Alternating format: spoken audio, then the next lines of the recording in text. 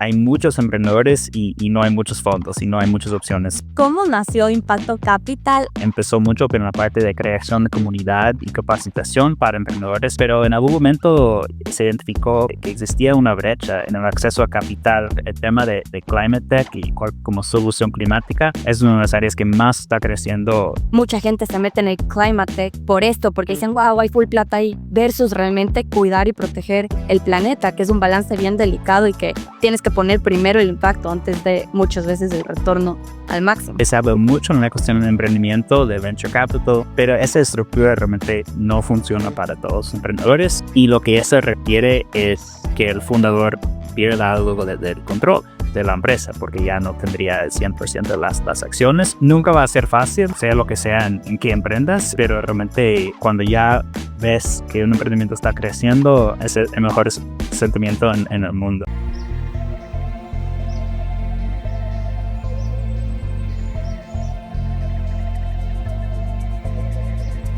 Soy Ale, máster en Ciencia de la Espiritualidad, Cuerpo y Mente.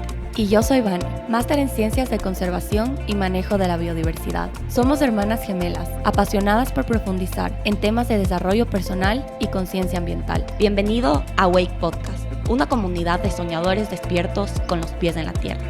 Comencemos. Hola con todos y bienvenidos a un nuevo capítulo de Awake Podcast. El día de hoy estamos muy emocionadas por tener a Justin con nosotros. Justin es el partner de Impacto Capital y nos va a contar un poquito más de qué se trata Impacto Capital. También conocimos a Justin nosotros hace, creo que 5 o 6 años. No me acuerdo cuándo, pero siempre metido en este mundo de impacto, de emprendimiento con impacto, y sabemos que hay mucha gente en esta comunidad que tiene estas ganas de emprender, que no sabe cómo, o que tiene alguna idea con impacto, pero piensa que es muy difícil hacerlo. Entonces, esperamos que esta conversación les inspire y que el trabajo que está haciendo Justin les dé un poco de esperanza que se pueden hacer las cosas y que hay gente que está dispuesto a apoyar a personas y emprendedores que quieren emprender con impacto. Entonces, bienvenido, Justin. Muchas gracias, Ale y Ivane, por la invitación. Qué gusto estar aquí con ustedes. Gracias, Justin. Y a ver, para empezar, la primera pregunta. ¿Cómo nació Impacto Capital y cuál fue la visión detrás de su creación? A ver, creo que para entender el Impacto Capital que hacemos, hay que entender que Impacto Capital nace de impacto. Impacto es como la empresa madre, para decirlo así, de Impacto Capital.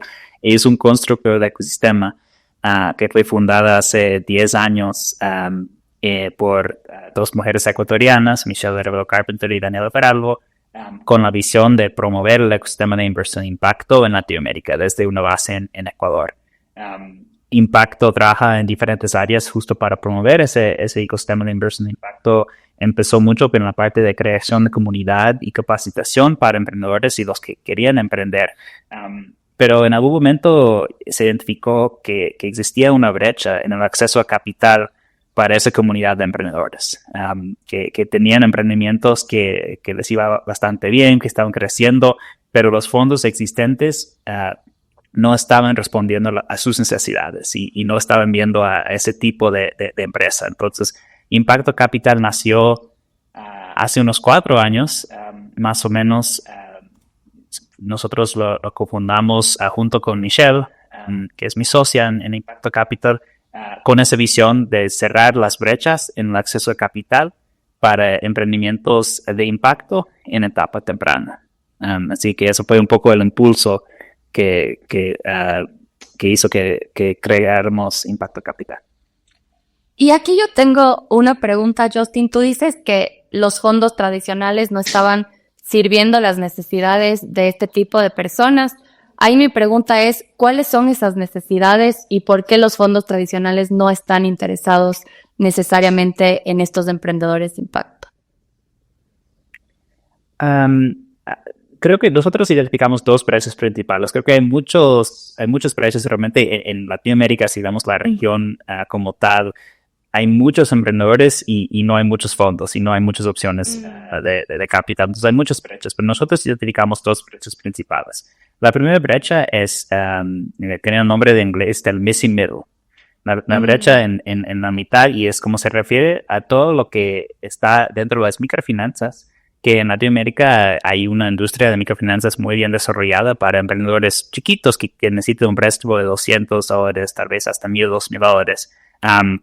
Y hay una industria también de fondos comerciales, fondos institucionales muy grandes, muchas veces de fuera de Latinoamérica, que invierten con tickets de un mínimo de $1 millón o para arriba. Para un emprendedor que necesita $100,000, $200,000, realmente hay muy pocos fondos que están invirtiendo en ese segmento. Entonces, eso es como una de las brechas que identificamos. Y la otra brecha es el tipo de capital adecuado, que muchas veces habla mucho en la cuestión del emprendimiento, de venture capital, de la idea de vender equity de la empresa, pero esa estructura realmente no funciona para todos los emprendedores. Es una estructura que nace en Silicon Valley para emprendedores tecnológicos, emprendimientos tecnológicos, y por varias razones para Latinoamérica y para ciertos tipos de empresas no siempre es la estructura adecuada. Entonces nosotros creamos una estructura de capital flexible que justo respondía a esas necesidades de esos emprendedores. Así que esos son dos de las brechas principales que identificamos y que a las cuales nosotros estamos respondiendo con Impacto Capital.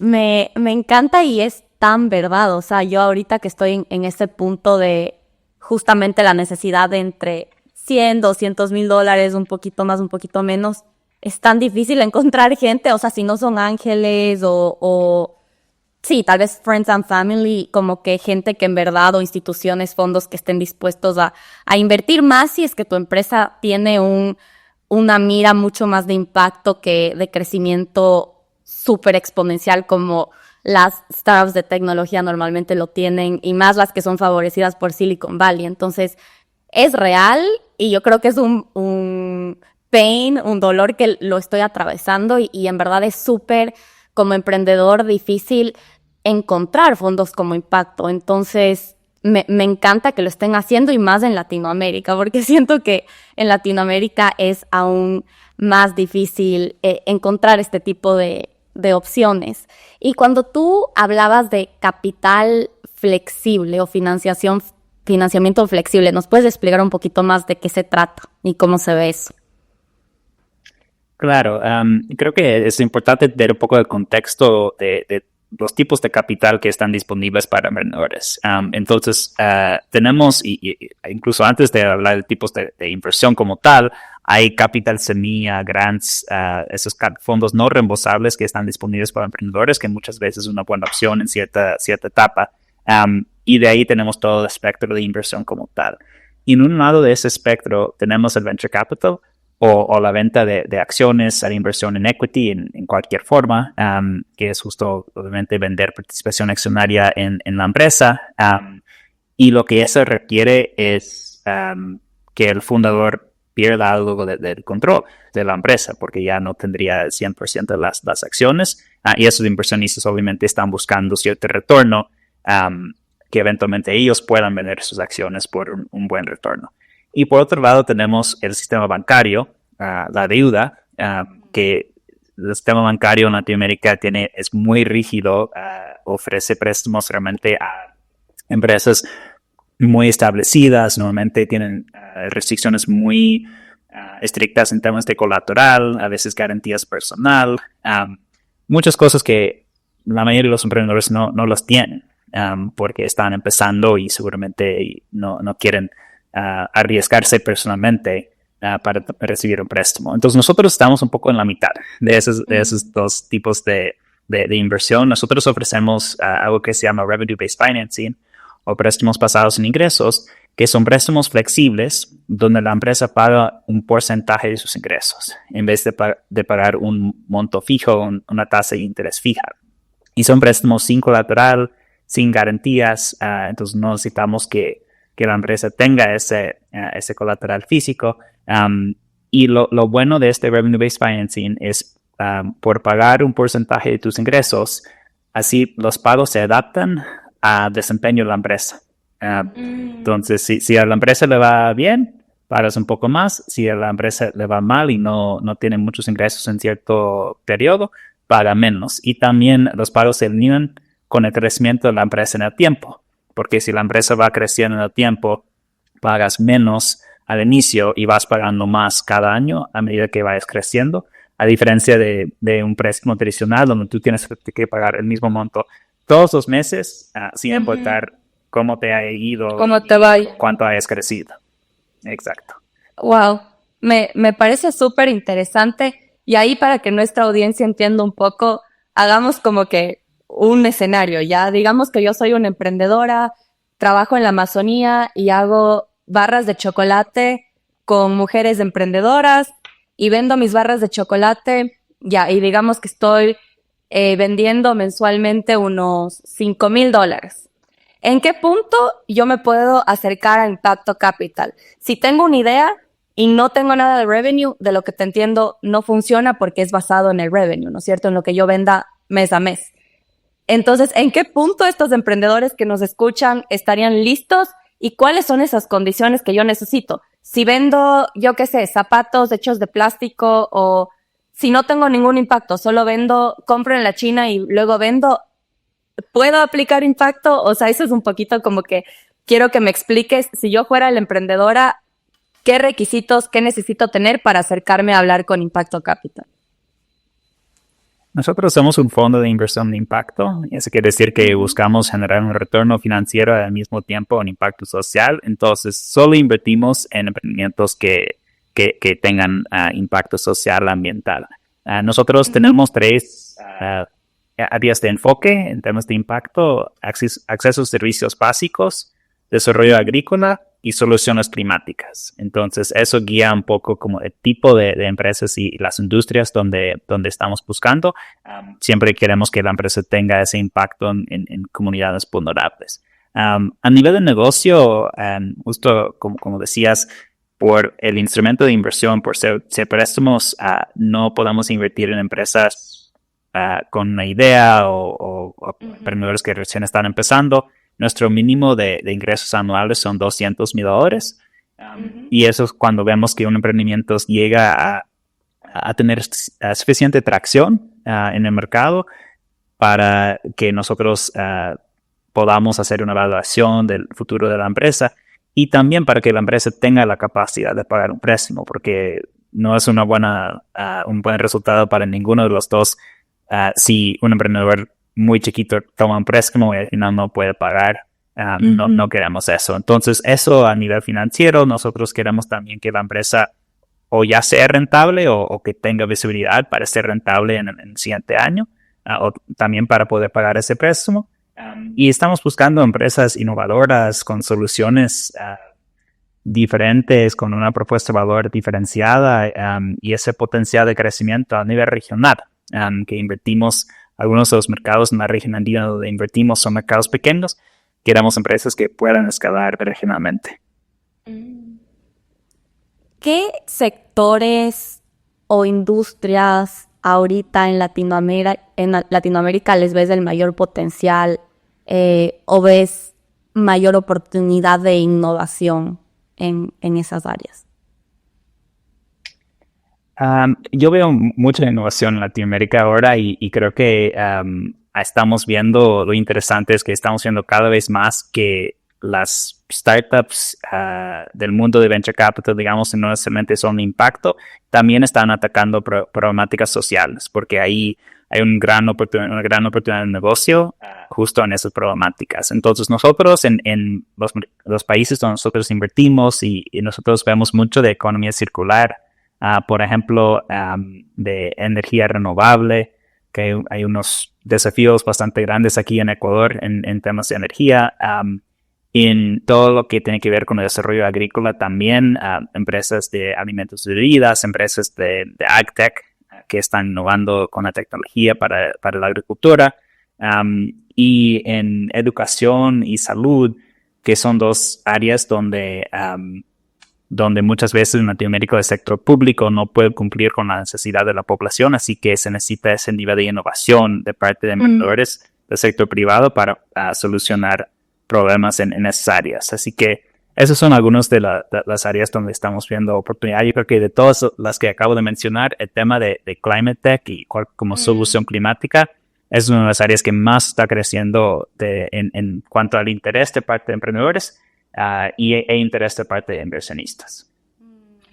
Me encanta. ¿Tienes algún ejemplo puntual que nos podrías dar de empresas ecuatorianas que están haciendo este tipo de emprendimientos?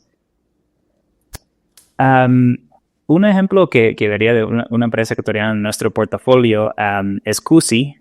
Cusi es una empresa que hace, aprovecha, digamos, la materia prima que tiene Ecuador en superfoods, en yuca, en la quinoa, para hacer galletas, tortillas, premezclas para repostería de diferentes tipos de alimentos. Y están innovando bastante en el desarrollo de los productos.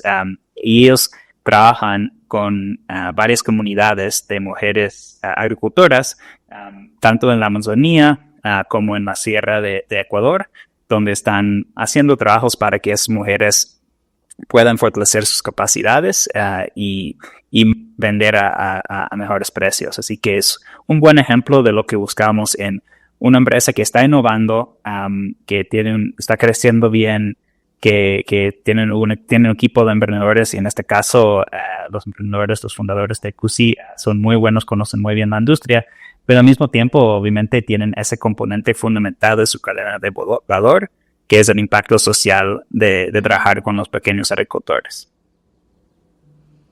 Y es delicioso. Amo los productos de Cusi. O sea, soy gran fan. Aquí mi pregunta es, a ver, el ecosistema de inversión de impacto y el ecosistema de emprendimiento de impacto, siento que ha tenido un boom y ha ido constantemente creciendo, expandiéndose. Van y yo también cuando empezamos Awake ahorita, como que sí ha habido mucha evolución, y al mismo tiempo con lo que está pasando hoy en día a nivel político, con Trump como presidente en Estados Unidos, siento que ha habido un pushback en todas estas como iniciativas de impacto, sobre todo con estas iniciativas de diversidad, inclusión. ¿Cómo ves que esta nueva ola política está afectando el ecosistema de impacto y específicamente el de inversión de impacto?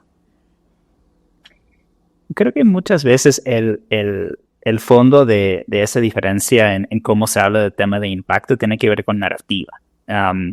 Y creo que tal vez es uno de los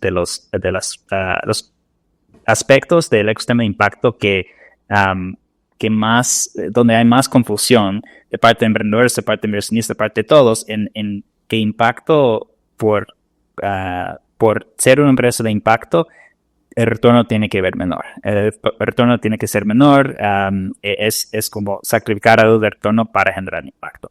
Y seguramente hay casos cuando sí es así, pero hay muchos casos cuando hay alineación entre el impacto y el negocio, y ahí es donde creo que a veces la narrativa, lo que se entiende de un lado es, por hablar de impacto estamos hablando de sacrificar algo.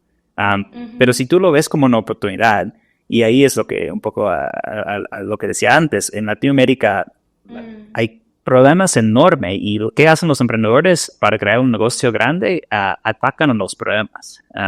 Sí, una de las industrias como que más está creciendo en Latinoamérica, que no mencioné antes, es FinTech, y todo lo que es inclusión financiera para poblaciones desbancarizadas, que es una gran oportunidad de impacto en la región.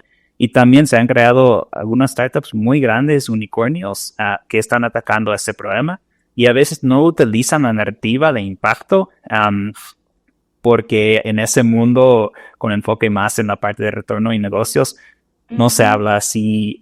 Incluso he tenido emprendedores que yo me he acercado y les he dicho, me gusta tu negocio, nos interesa invertir, pero no tengo una empresa de impacto.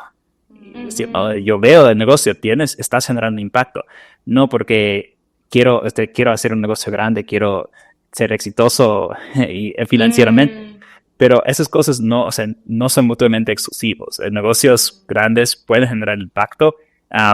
También en el tema de diversidad, hay muchos estudios que muestran que la diversidad, tener equipos diversos, hace que se tomen mejores decisiones, que obviamente es mejor para el negocio. Así que creo que tal vez es un tema de alinearnos en la narrativa de cómo hablamos de esos temas, para entender que realmente hay una alineación entre las oportunidades de impacto y las oportunidades de negocio. A mí, me encanta lo que estás mencionando, Justin, y creo que es clave. Es clave como que alinear y hacer ver que obviamente hacer bien es un buen negocio también. Pero ahí, yo un poquito más yo me enfoco muchísimo más en la parte ambiental, en eso como que me enfoqué, estudié, y vimos que hubo un boom de todo el tema de bonos de carbono y todo lo que tú mencionaste, climate tech. Y claro, desde un punto de vista científico muchas veces dices que chévere que se estén alineando, pero también muchas veces las expectativas y la ambición, por ejemplo, que te dé un retorno súper grande, hacen que tomen decisiones que tal vez, tal vez venture capitals tradicionales o que invierten en un climate tech company o empresas gigantes que este rato venden bonos de carbono y que internamente, nosotros conocemos que no están haciendo las cosas bien para el impacto. Entonces, ahí un poquito mi pregunta es, ¿cómo alineas esos incentivos? Porque muchas veces cuando hay mucha plata y mucho que ganar, realmente no hay atrás esa idea de sí maximizar impacto, y muchas veces sí tienes que poner en la balanza lo uno o lo otro. Por ejemplo, en términos de conservación, muchas veces tú puedes tratar de sacarle el mayor provecho al tema de bonos de carbono, pero puede ser a expensas de que estás desplazando simplemente el problema a otro lado porque no pensaste en la comunidad y no pensaste que tal vez esa comunidad utiliza los recursos, y simplemente empiezas a desplazar o empiezas a crear como que a romper la fábrica social de las comunidades. Entonces, es un poquito como, me encanta tu visión, pero ya en la práctica, al menos en temas ambientales, nosotros hemos visto mucho que hay una discrepancia enorme entre la necesidad de hacer plata rápido y estas oportunidades de capitalizar, por ejemplo, con estos temas de bonos de carbono, versus el impacto real que tienes ya con comunidades, con incluso la biodiversidad. Entonces, ahí mi pregunta es, ¿qué has visto tú en estos temas? Sobre todo me interesa entender donde sí se alineen esta cosa de maximizar el capital, ¿no? Maximizar el retorno de inversión, que yo creo que mucha gente se mete en el climate tech por esto, porque dicen, wow, hay full plata ahí, versus realmente cuidar y proteger el planeta, que es un balance bien delicado y que tienes que poner primero el impacto antes de muchas veces el retorno al máximo. Bueno, un poquito ese contexto, porque es algo que lo he vivido súper de cerca y sí tengo esa preocupación. Sí, es un tema bastante complejo, y no hay una solución muy fácil.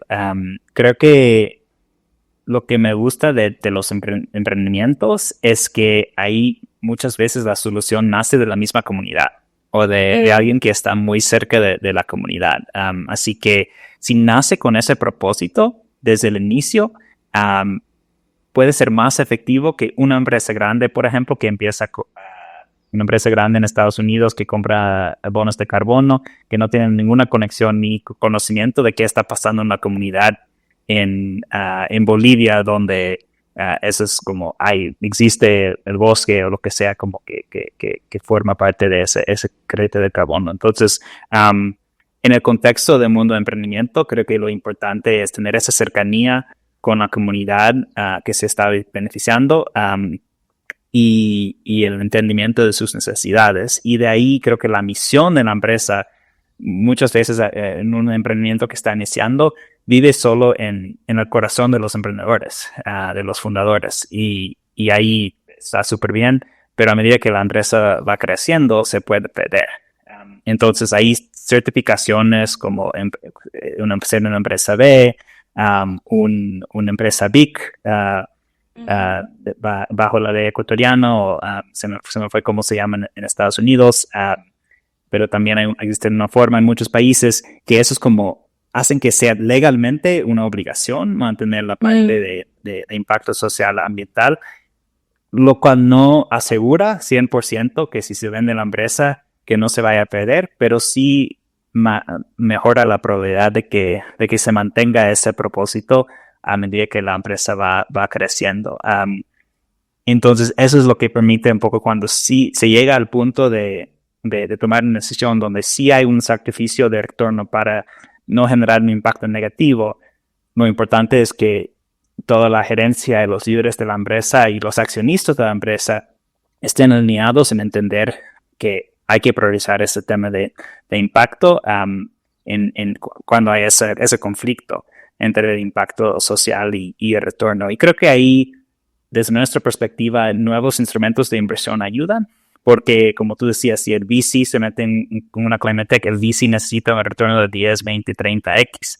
Entonces va a presionar mucho por la parte de retorno y tal vez se sacrifica algo del impacto social con instrumentos como nuestro, otros tipos de instrumentos financieros innovadores. No necesariamente se necesita ese crecimiento tan exponencial y eso ayuda también. Sí, yo creo que alinear desde los inversionistas hasta los accionistas y emprendedores en eso es extremadamente complicado y como dijo Vane, hay varios casos de empresas que simplemente parece que están haciendo las cosas bien, pero ya en la práctica no lo hacen tan bien. Y yo creo que por eso es tan fundamental tener actores como Impacto Capital o gente que ponga el capital, pero que esté dispuesto a sacrificar un poco los retornos, no todos, porque obviamente nadie quiere invertir en una empresa que no les va a dar ningún retorno, pero sí como yo creo que tener expectativas claras de que 10x, 20x, 100x, tal vez no es la manera más sostenible de tener retornos, o sea, porque eso significa que estás teniendo que producir y crecer a un nivel que hasta va más allá de lo que el planeta puede sostener. El planeta azul. Entonces también es que alinear. Que ahí yo creo, Ale, que es clave. Justin mencionó que no se vea como un sacrificio, pero yo creo que hay un punto clave que mencionó Ale, que si de por sí las expectativas son ridículas, como lo que te ofrece un venture capital, que están más basados en empresas tecnológicas, como dijiste tú, Justin, y si ese es el benchmark, y nosotros luego con ese benchmark pensamos que el sacrificio es tener un rate sostenible, un rate normal o muy bueno para el mercado, claro, es también depende con qué le estás comparando, y yo sí creo que hay una pregunta existencial un poco más amplia de justamente, ¿es sostenible al nivel que estamos empujando el crecimiento como tal? O sea, tenemos que crecer a ese nivel. Y claro, si tú piensas y en tu cabeza está que necesitamos un crecimiento aceleradísimo, entonces claro que le vas a ver como un sacrificio no crecer al 20 y al 10, a 10x o 20x. En cambio, si entiendes que no necesitamos tanto desde como humanidad, ya estamos con demasiadas cosas, demasiado consumismo y realmente un rate muchísimo más estable en el que incluso generes impacto social y ambiental, no es un sacrificio, sino realmente es una inversión consciente. Y esa es la diferencia. Y por eso hay que educar a la gente también, porque nunca vas a ver los retornos que no quisieras tampoco ver, porque no necesariamente, en algunos casos está bien, en tecnología a veces no tienes tanto impacto ambiental, pero si es una empresa que produce cosas, idealmente no deberías crecer como loco, porque eso significa un montón de uso de recursos, ¿no es cierto? Entonces, ahí yo creo que es una pregunta, es como que, no sé, o sea, más bien te pregunto a ti, Justin, tú cuando buscas inversionistas que pongan su plata en Impacto Capital, ¿cómo son esas personas? ¿Qué tipo de personas buscas? ¿Y has tenido problemas haciendo que la gente entienda este nuevo concepto? Sí, Es una buena pregunta. No, para nosotros realmente fue un camino muy interesante empezar a buscar inversionistas para Impacto Capital. Nosotros empezamos levantando el capital de familias ecuatorianas de aquí, que era un poco la red que teníamos, y de ahí fuimos como aumentando la red y justo hicimos el cierre final del fondo al final del año pasado. Y nosotros tenemos un grupo de inversionistas bastante diversos. Tenemos individuos de Latinoamérica y de Estados Unidos y de Europa. Tenemos family offices de las 3 regiones. Tenemos fundaciones también, fondo de fondos. Entonces, como tipo de inversionistas muy, muy distintos, y cada inversionista tiene su lógica y su motivación. Lo que sí les puedo decir es que todos los inversionistas nuestros invirtieron en Impacto Capital porque les interesa el tema del impacto. Entienden ese tema de la inversión de impacto. Hay que generar un retorno, o si no, no es una inversión. Pero hay que tener mucho enfoque en el tema del impacto, medir el impacto y tener un buen equilibrio entre esos dos aspectos. Y nosotros hemos tenido conversaciones interesantes con nuestros inversionistas, algunos que dicen prefería tener más retorno, otros prefería tener menos retorno, pero enfócate más en el impacto. Entonces, ese espectro en el mundo de inversión de impacto entre el retorno, el impacto y el retorno que, como decía antes, muchas veces sí hay una alineación, pero no siempre. Y hay inversionistas de todo tipo que están en diferentes puntos de ese espectro. Así que nosotros hemos visto un poco de eso en nuestro camino levantando el capital para el fondo. ¿Y cómo reconcilian esas dos necesidades o esas dos partes y cómo toman decisiones basado en qué? Si es que tienen estas dos partes constantes de retorno versus impacto. Nosotros, digamos que llegamos al final, los inversionistas que sí invirtieron, más o menos están alineados, estamos como con esa misma visión. Algunos como de esos inversionistas que tienen una visión más por el otro lado o por un lado o por el otro lado, eran inversionistas que al final decidieron no invertir. Entonces, en nuestro caso, nosotros, como la estructura de un fondo es que se establece una tesis de inversión, se levanta capital y se invierte bajo esa tesis. Nosotros al final estamos invirtiendo según la tesis, el enfoque y sí, el enfoque que establecimos al inicio. Así que nosotros tenemos ciertas expectativas de retorno, tenemos también ciertas expectativas de impacto y tenemos que invertir en empresas que cumplan con los dos aspectos. Y nosotros hemos dicho no a muchas empresas que tienen un muy buen impacto, pero que no cumplen con el retorno financiero que nosotros necesitamos o que no tienen la estabilidad financiera para recibir un préstamo. Y por otro lado, a empresas como con mucho potencial, pero que no cumplen con los requisitos de impacto. Así que eso es siempre digo que gestionar un fondo de inversión de impacto, gestionar cualquier fondo es difícil, pero gestionar un fondo de inversión de impacto es incluso más difícil porque no solo es buscar las mejores oportunidades de inversión a nivel financiero, sino agregar ese filtro de impacto también. Me encanta, sí, o sea, es como que una capa más de complejidad al tema que de por sí ya es complejo. ¿Y cómo le ves el futuro de esta industria de la inversión de impacto? ¿Cómo le ves de aquí a 5 años? ¿Crees que crezca mucho? ¿Qué retos le ves para ese desarrollo, pues, de que más gente quiere invertir de esta forma?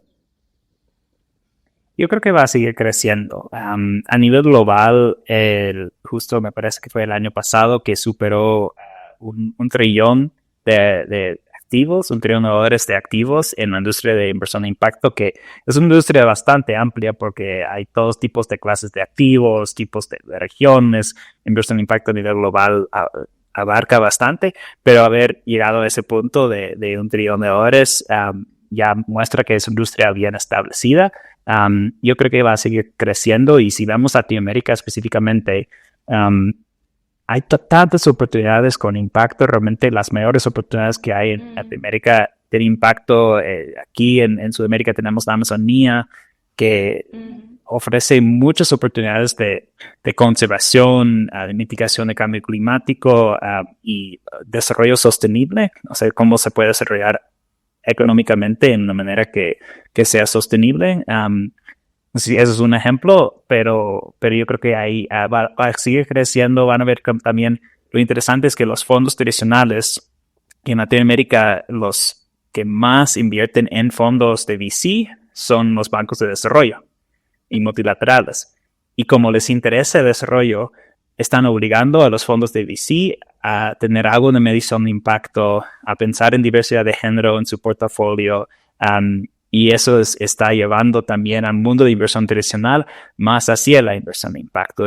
Si tú vas a una conferencia de inversión de impacto en Latinoamérica, también van algunos VCs, entonces es como muestra que todo el mundo va hacia el impacto, tanto los emprendedores como los fondos, como los LPs que invierten en fondos, así que creo que va a seguir creciendo en los siguientes años.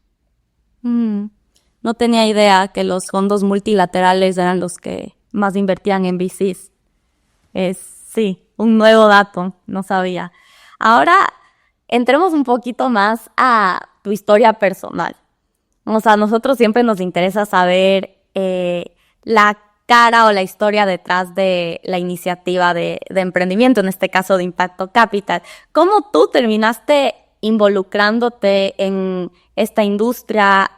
¿Qué te llevó a terminar en Ecuador en un fondo de inversión de impacto? ¿Y cómo ha evolucionado tu visión a lo largo de los años? Yo empecé mi carrera en Estados Unidos, soy de Estados Unidos, empecé mi carrera en Estados Unidos en el mundo de inversión tradicional, en uno de los fondos más grandes en Estados Unidos, invirtiendo en empresas cotizadas en la bolsa.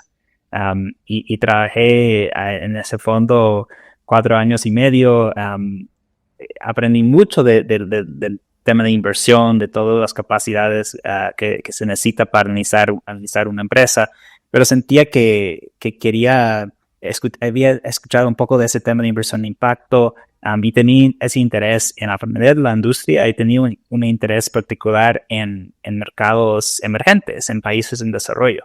Entonces renuncié a mi trabajo en ese fondo y terminé en África Occidental, en Sierra Leona, trabajando para Kiva, que es una plataforma de crowdfunding para microcréditos, y estuve trabajando con algunas de las microfinancieras en Sierra Leona que son partners de Kiva. Entonces eso fue como un cambio drástico, pero me encantó y poder conversar con las mujeres que tenían esos negocios que habían sacado microcréditos. Aprendí mucho, y eso fue como un trabajo de entrada, digamos, al mundo de inversión de impacto.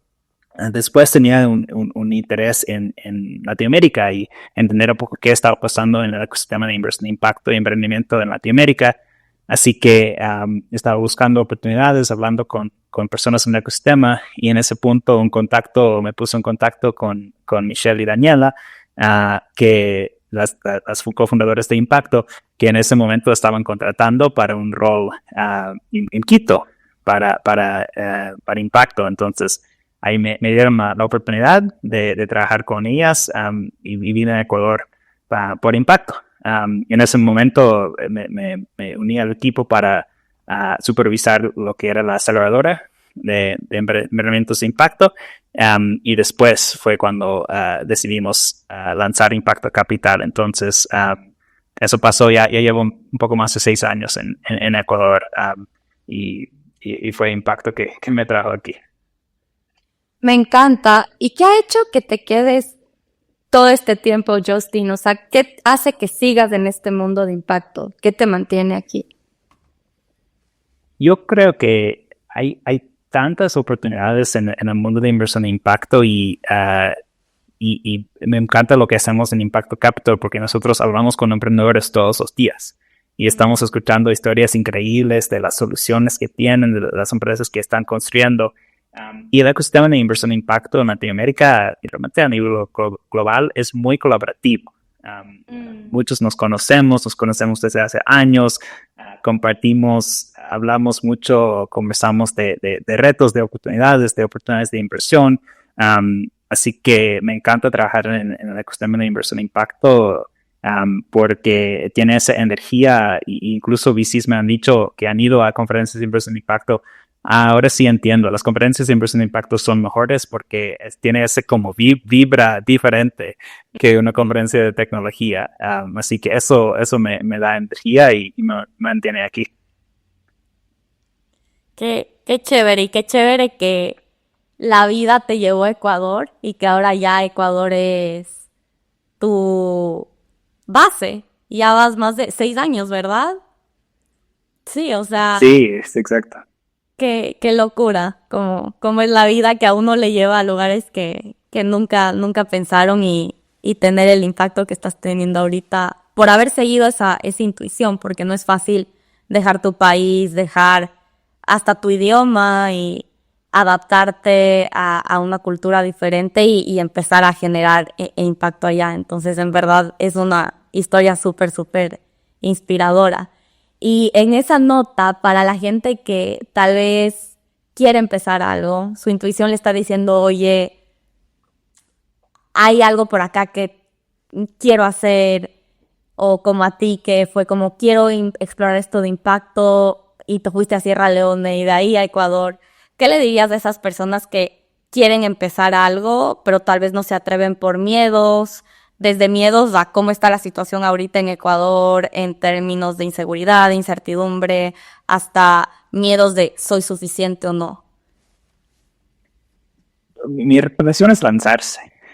O sea, es hacer el trabajo como está bien preparado y lanzarse porque nunca es fácil tomar ese primer paso. Yo en los últimos años he dicho que empatizo mucho más que los emprendedores ahora porque empezar un fondo realmente es emprender y nosotros hemos pasado por muchos de los mismos retos por los cuales pasan los emprendedores en esos primeros años del fondo, porque es crear algo desde cero. Nunca va a ser fácil, sea lo que sea en que emprendas, pero realmente sí, cuando ya ves que las cosas están funcionando, que un emprendimiento está creciendo, creo que es el mejor sentimiento en el mundo. Así que mi recomendación es no enfocarse tanto en esos factores externos. La situación en el país puede ser difícil, la situación económica del mundo, etcétera. Lo más importante para cualquier emprendedor es entender muy bien cuál es el problema que estás solucionando para tus clientes. Y si tienes esa visión muy clara y mantienes esa visión, vas a tener éxito o vas a fracasar y vas a aprender mucho en el camino y después puedes volver a emprender en el futuro. Entonces yo creo que no me imaginé en esta posición donde estoy ahora. En algún momento me lancé y creo que mi recomendación para cualquier persona que esté considerando empezar algo nuevo es lanzarse. Me encanta. Muchísimas gracias, Justin. Ya para ir cerrando, esta es una pregunta que nos encanta hacerles a nuestros invitados. ¿Cuál es tu sueño para Ecuador? O sea, en estos 5 o 10 años que vienen, ¿qué le deseas tú o qué sueñas para este país? Yo soy muy práctico, entonces yo voy a decir que mi sueño es que el ecosistema de emprendimiento de impacto en Ecuador sea uno de los más grandes y más desarrollados en la región. Yo participo en muchas conferencias internacionales en la región y siempre somos 3 personas de Ecuador en una conferencia de 1,000 personas y es como la gente incluso la gente en Latinoamérica no entienden bien qué está pasando en Ecuador y las oportunidades que hay. Y después vienen, a ver, invitamos, también soy presidente de EcuaCap, que es la asociación de capital privado de Ecuador, y desde ahí también tenemos iniciativas para atraer capital, atraer fondos. Traemos esos fondos al país y dicen, wow, no sabía que había tanta oportunidad aquí y veo que hay, eso es como, es un ecosistema incipiente, pero que hay mucho potencial. Entonces mi visión y mi sueño sería que el ecosistema se pudiera desarrollar y ser uno de los líderes en Latinoamérica en los siguientes años. Increíble. Ese sueño y lo comparto, esperemos que así sea. Y mi sueño también para añadir a ese, es que también seamos referentes en temas de conservación, impacto ambiental, que realmente Ecuador como que se destaque por eso, que yo creo que es el tesoro más grande que tenemos. Siempre lo digo en todos los capítulos, nuestra biodiversidad. No solamente biodiversidad, obviamente, de vida, pero nuestra diversidad cultural de nuestra gente en un país tan chiquito es algo espectacular, y yo creo que eso también trae muchas oportunidades de un montón de innovación, emprendimientos, distintos productos, distintas formas de hacer las cosas. Entonces sí, comparto ese sueño contigo y me encanta. Con eso te quiero agradecer un montón, Justin. Siento que este capítulo les va a ayudar muchísimo a las personas que nos escuchan. Yo creo que hay de todo en la comunidad de Awake, desde gente que se muere de miedo, como dijo Ale, y no se atreven a lanzarse, hasta probablemente personas que ya estén listas para recibir inversión de impacto. Entonces, muchísimas gracias. Yo he aprendido mucho en esta conversación, entonces te agradezco un montón. Muchísimas gracias a ustedes por la invitación. Gracias, Justin. Este fue un capítulo presentado por Revista In-House. Si resonó contigo, no te olvides de suscribirte y darnos un review para que podamos llegar a más personas. También nos puedes seguir en Instagram en Awake Podcast para ser el primero en enterarte de nuevos capítulos. Gracias por escucharnos y compartir este tiempo con nosotras.